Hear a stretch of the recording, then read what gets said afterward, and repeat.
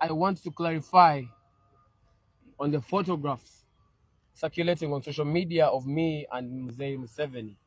These pictures were taken while I was on my official duty as guild president.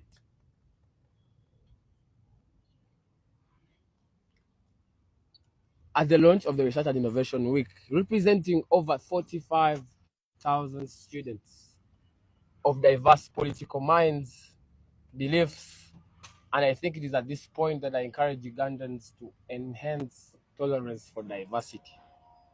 Unfortunately, they have stirred the storm among the general public, my family, and students. Some opportunists are also using them to tell blatant lies for their benefit.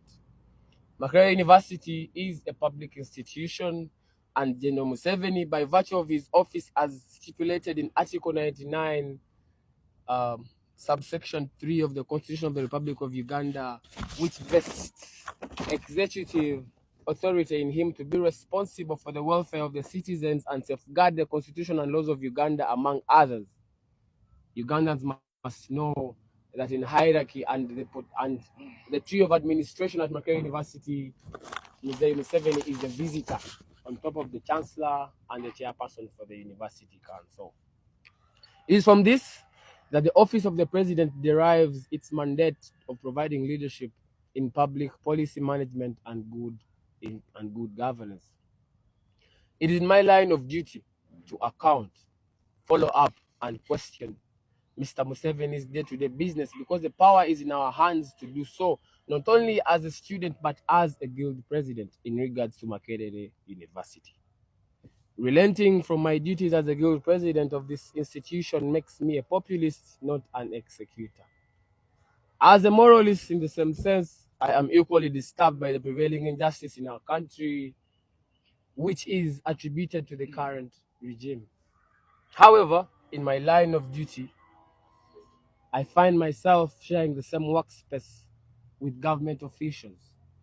Lest we forget, I am guild president because of the will of God and that of the students of this great university who are my electorate. That means I must put students' interest above my personal and political beliefs. I urge the general public not to blame or condemn my family, especially my father, Mr. Nyanzi Fred Sentamu, for my actions as a guild president. I've spoken time and again that my father has independent roles as a national mobilizer for the National Unity Platform, but equally, that only ends outside the university because as guild president, my father doesn't tantamount to being a guild presidential advisor.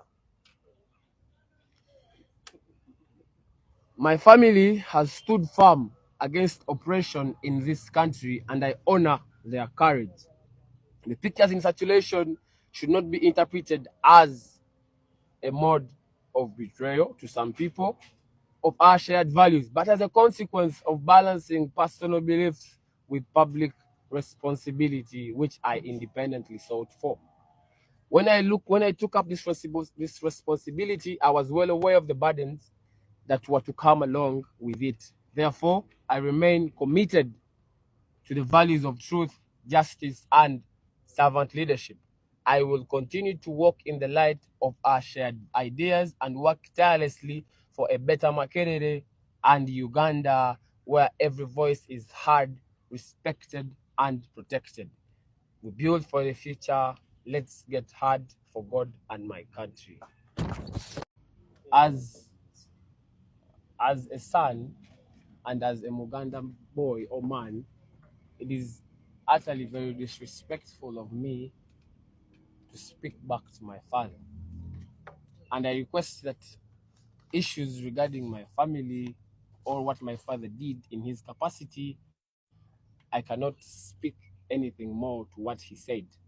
However, like I've told you, I had a conflict between my personal beliefs and public responsibility.